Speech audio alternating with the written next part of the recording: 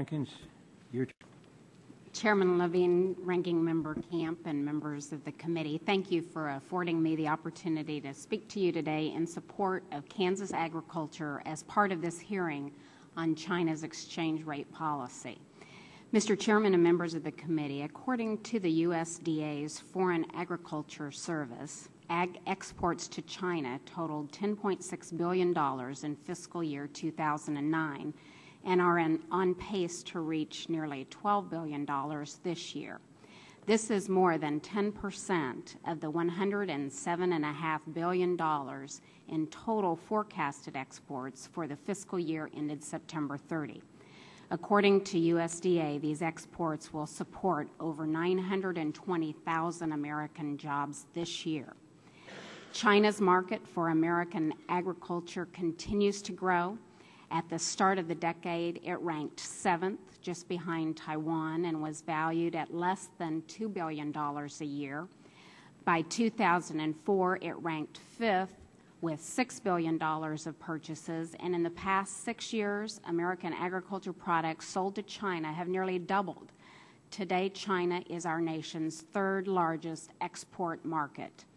This market is especially important for my state of Kansas, which is home to more than 65,500 farms that are on pace to produce approximately $15.5 billion in ag output this year. According to USDA's National Agriculture Statistics Service and the U.S. Department of Commerce, Kansas is the 6th largest agriculture exporting state in the nation. Known as the wheat state, Kansas led the nation with $1.2 billion in wheat exports in 2009. However, Kansas farmers are successful at growing more than just wheat. We rank 5th in feed grain exports with $877 million and 9th in soybean exports with $847 million. I highlight these three commodities because they represent large import commodities in China.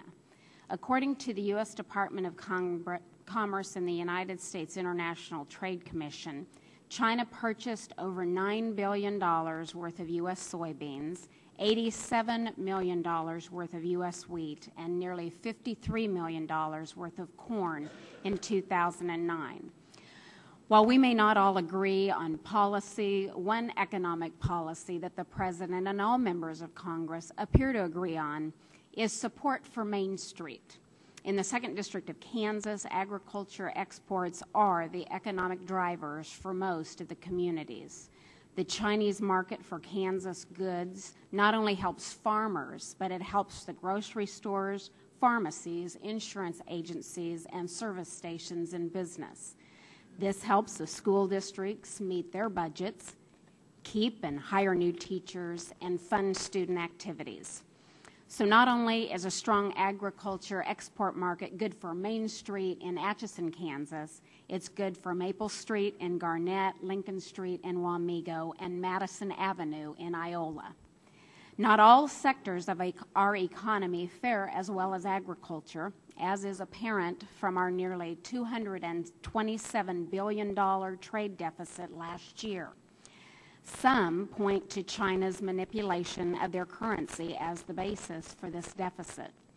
While it's obvious that China's currency is undervalued, there are many contributing factors beyond the undervaluing of the Chinese yuan, including subsidies and harmful indigenous innovation policies of the Chinese central government. In reality, the deficit spending of our own federal government has given the Chinese the ability to shield itself from market pressures on its currency. Of our $13 trillion national debt, China holds nearly $2.5 trillion in U.S. securities, $850 billion of which was purchased through June of this fiscal year.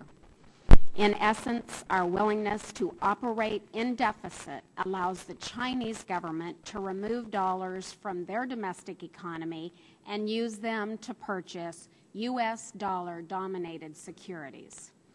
In order to maintain open and productive trade between China and the rest of the world, China must allow the open market to determine the value of their currency. However, dealing with this issue should not cause more harm than good. Any action that the United States may take to prompt China to revalue its currency must be considered in the broader context of how it will affect our entire economy. Many proposals beyond reducing federal deficits could hamper ag markets, raise prices for U.S. manufacturers, and further threaten U.S. jobs. For this reason, I encourage the committee to proceed with caution as you address this very difficult issue. Thank you again for your time.